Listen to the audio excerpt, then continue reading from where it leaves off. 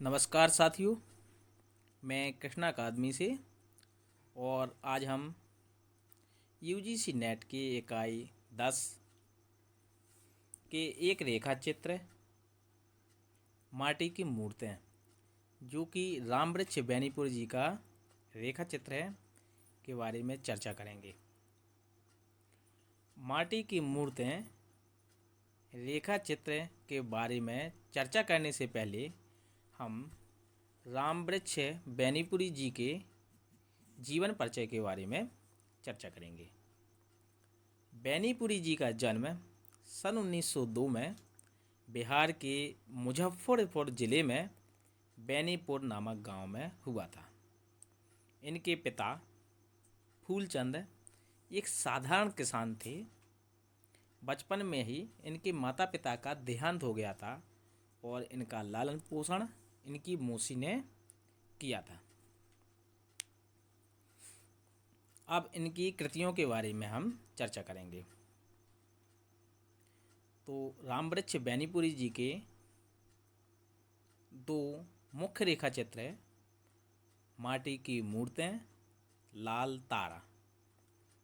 और UGC net की इकाई 10 के पाठ्यक्रम में एक रेखा चित्र है जो कि माटी की मूर्तें हैं। अब हम रामवृक्ष बेनीपुरी जी के रेखा चित्र माटी की मूर्ति के बारे में चर्चा करेंगे। रामवृक्ष बेनीपुरी की रचना माटी की मूर्ति रेखा चित्र सन 1946 ईस्वी में प्रकाशित हुआ था और इसमें 12 रेखा चित्र हैं,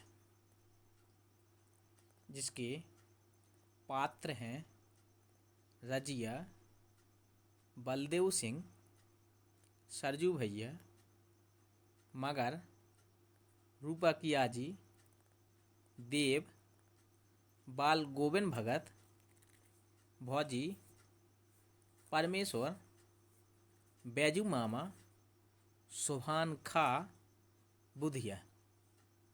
इस प्रकार से एक रेखा चित्र में 12 रेखा चित्र संग्रह में 12 रेखा चित्र है।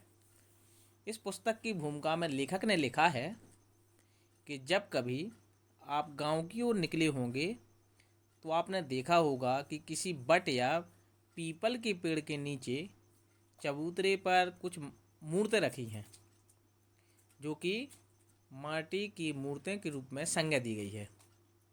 ये मूर्तें न इनमें कोई खूबसूरती है और न ही कोई रंगीनी। माटी की मूर्तें के चरित्र कथाओं के बारे में लिखा गया है। हजारीबाग सेंट्रल जेल के एकांत जीवन में अचानक मेरे गांव और मेरे ननिहाल के कुछ लोगों की मूर्तें मेरी आंखों के सामने आकर नाचने लगीं और कलम से चित्रण की याचना करने लगी। और उनकी इस याचना में उस ऐसा जोर था कि अंततः यह माटी की मूर्तें तैयार होकर रहीं। अर्थात इसका सारांश ये है कि रामवृक्ष बेनीपुरी जी ने जो ग्रामीण जीवन में अनुभव किया, उसे अपनी कलम से स्पष्ट करने का प्रयास किया।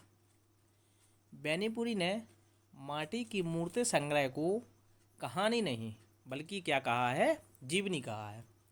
यह जीवनी इनके शब्दों में चलते फिरते आदमियों के शब्द चित्र है। अब रजिया शीर्षक रेखा चित्र में रजिया क्या है, एक चूड़ी हाड़न है जिसके भोलापन, अल्हड़पन एवं जीवनी संघर्ष का चित्रण है। दूसरी टॉपिक बलदेव सिंह शीर्षक में धार्मिक सद्भाव और हिंदू मुस्लिम एकता का चित्रण है।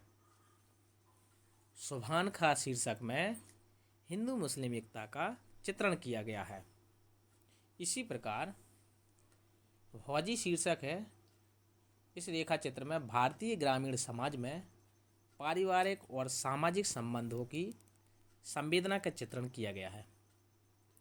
और सरजू भैया, मगर, रूपा कियाजी, देव, बाल गोविंद भगत, परमेश्वर, बैजू मामा तथा बुधिया के चरित्रों का भी अद्वितीय चित्रण किया गया है।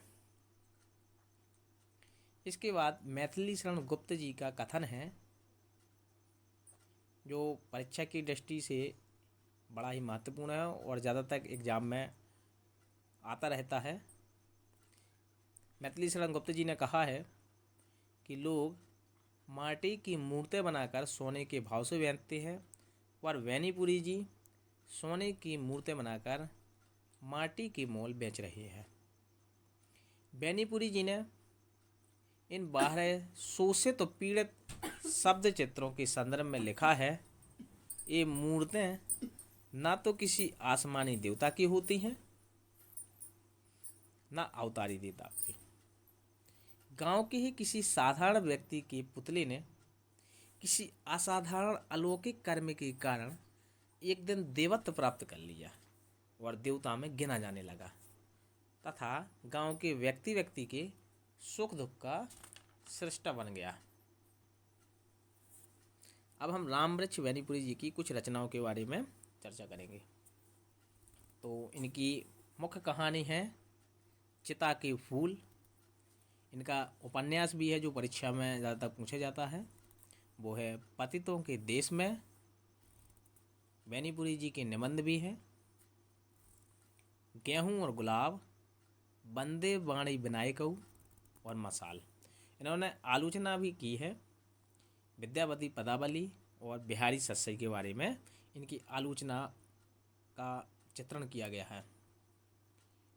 और वैनीपुरी जी के सम्मान में बिहार सरकार द्वारा वार्षिक अखिल भारतीय रामवृक्ष वैनीपुरी पुरस्कार प्रदान किया जाता है।